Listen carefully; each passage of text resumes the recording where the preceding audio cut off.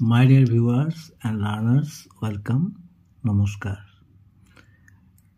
Class 3 English Blossom 1 Lesson 3 Konoklota ইয়াৰ আগতে দুটা পাৰ্টত 10 নং এক্টিভিটিজ লৈ বুজোৱা হৈছিল।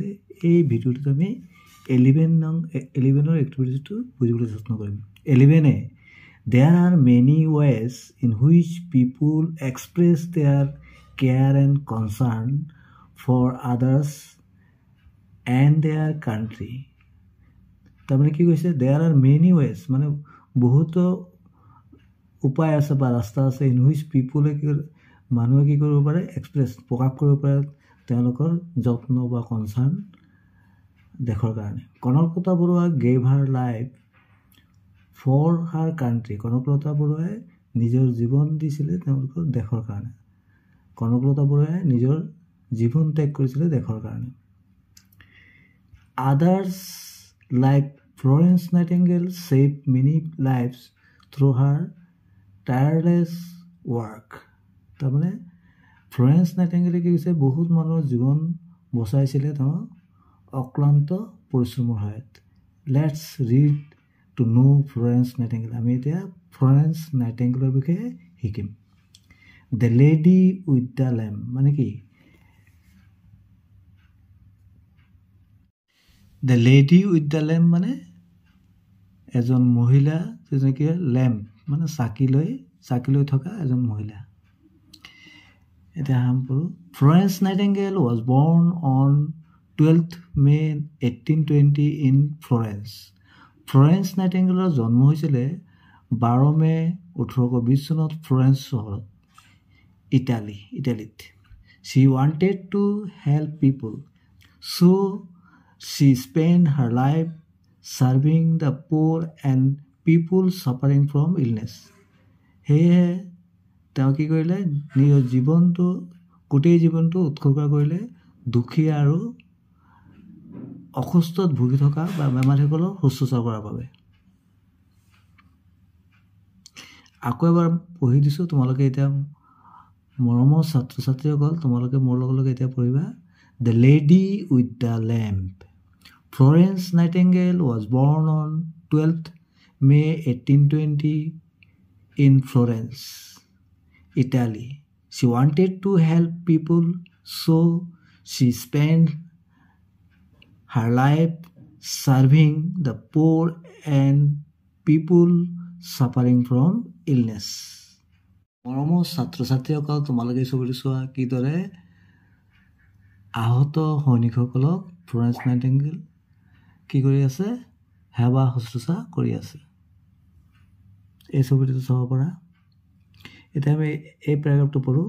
Florence set up a nursing school in London.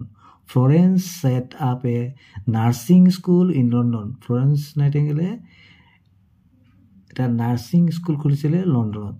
She took great care of the injured soldiers during the Crimean War. Crimean War মানে যুদ্ধত যিবিলাক সৈন্য আহত হৈছিলে তেওঁলোকক শুশ্ৰূষা কৰিছিল। আকৌ পঢ়িছোঁ। Florence set up a nursing school in London.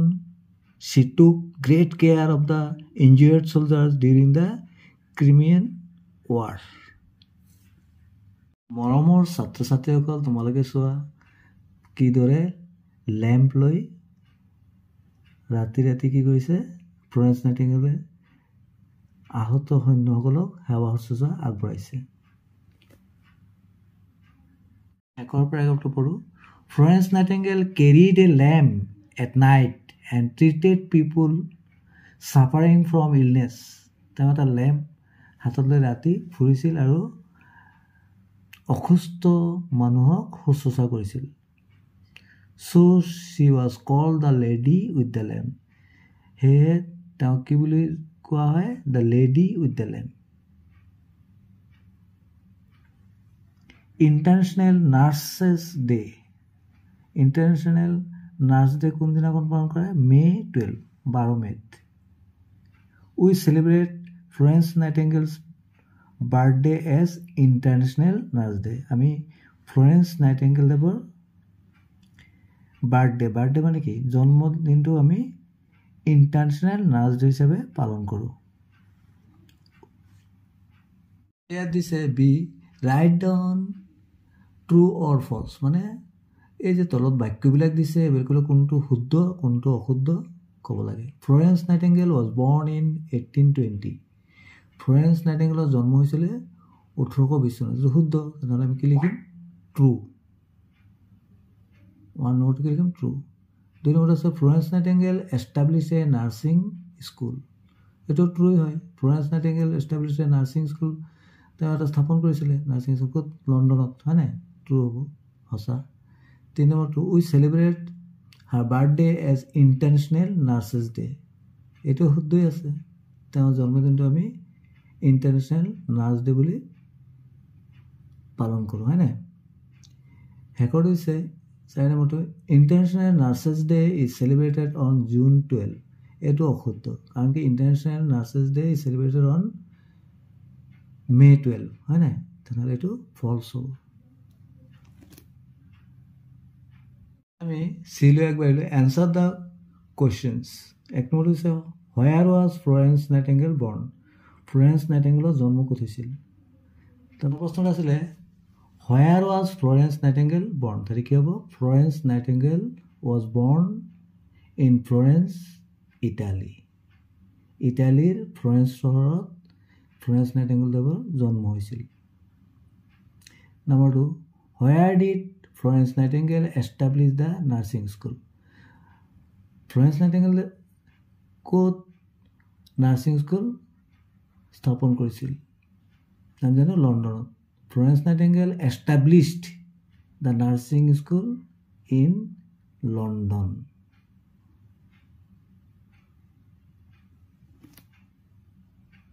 তিনি নম্বৰ প্ৰশ্ন হৈছে why was she called the lady with the lamp তেওঁক কিয় লেডি উইথ দ্য লেম্প বুলি কোৱা হয় আমাৰ মনত আছে আমি পাঠটোত পাইছিলোঁ যে তেওঁ কি কৰিছিলে লেম্প এটা লৈ চাকি এটা লৈ তেওঁ ৰাতি ৰাতি ৰোগীক শুশ্ৰূষা কৰিছিল হয় নাই তেনেহ'লে আমি উত্তৰটো এইদৰে লিখিম মৰমৰ ছাত্ৰ ছাত্ৰীসকল তোমালোকে এইটো লিখি দিলে হৈ যাব Florence Nightingale carried a lamp at night and treated people suffering from illness so' she was called the lady with the lamp এই লেম্পটো লিখি দিলে হৈ যাব আকৌ কৈছোঁ Florence Nightingale carried a lamp at night and treated people suffering from illness so' she was called the lady with the lamp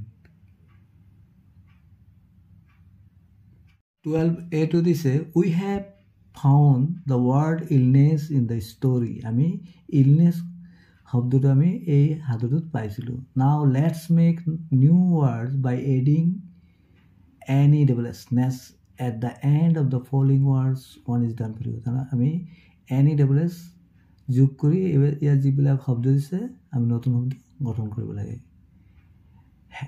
শব্দৰ শেষত যদি আমি এইদৰে যুক্ত হয় এইটো কি বুলি কয় ছাফিক্স আৰু আগতে যুক্ত হৈ যদি নতুন শব্দ গঠন কৰে তাক কি বুলি কোৱা হয় প্ৰিফিক্স তেনেহ'লে আমি ছাফিক্স যোগ কৰোঁ তেনেহ'লে প্ৰথমটো আছে ছেড ছেডটো কি হ'ব ছেডনেছ কাইণ্ডটো কি হ'ব কাইণ্ডনেছ চুইটটো কি হ'ব চুইটনেছ উইকটো কি হ'ব উইকনেছ ব্ৰাইটটো কি হ'ব ব্ৰাইটনেছ